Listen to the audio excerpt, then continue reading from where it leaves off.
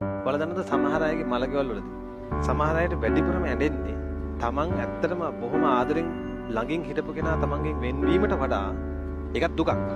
ඒ දුකට වඩා සමහර අය ඇසුලෙන් කඳුලන. එයා ජීවත් වෙලා ඉන්න කාලේ තමන්ගේ අති එයාගේ හිත රිදුණු විදිහ මතක් වෙනවා. ඒක හරි දරුණු වේදනාවක් ලබනවා.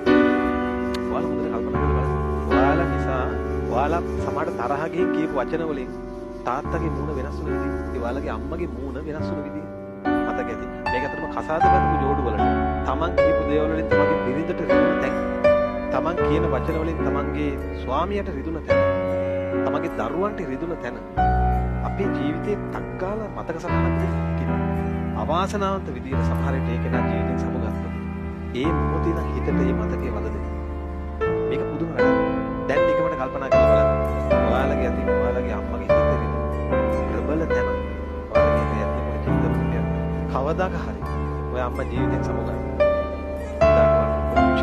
ඔය මතකේ වද දෙනවා. අන්නේ ඒ අනාගතයට පොඩ්ඩක් බය වෙන්න. ඇත්තටම ළමයි ඒක හරි හිත පාරවන සුළු දෙයක්. සාමාන්‍යයෙන් යෝවකදී දුක හිතන්නේ සාමාන්‍ය දෙයක්. හැබැයි ඒක 10 ගුණ 20 ගුණ වෙනවා. තමන්ගේ අතින් ඒ පුද්ගලට වෙච්ච වැරදි මතක් වෙනවා. ඒ වෙලාවවල ඒකේනා පීඩාවෙන් ඉන්න වෙලාවේ යාගේ මූණ තිබ්බ විදිහ මතක් වෙද්දී මේ පපු කඩාගෙන යනවා. ඒ නිසා ජීවිතේ කවදාකවත් තව මිනිහගේ හිත රිදෙන වචන පිට කරන්න එපා. දැන රිදවන්න එපා. කිසිම කෙනෙක් මං කියන්නේ අම්මගේ තාත්තගේ විතරක් නෙමෙයි. ඇත්තටම මේක බැඳපු ජෝඩු වලට කියන්නේ. තමන්ගේ ස්වාමියාගේ, බිරිඳගේ හිත දැන රිදවන්න එපා.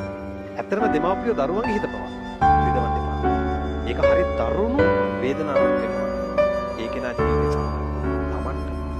මතක තියාගන්න. ඒක කළොත් ඒ රිදවන්නේ යාට නෙමෙයි. තමයි රිදවන්නේ. කවදාද? මිනිසුගේ හිත් වලට සතුටක් දෙන, මූණට හිනාවක් දෙන හොඳ කෙනෙක් වෙන්න.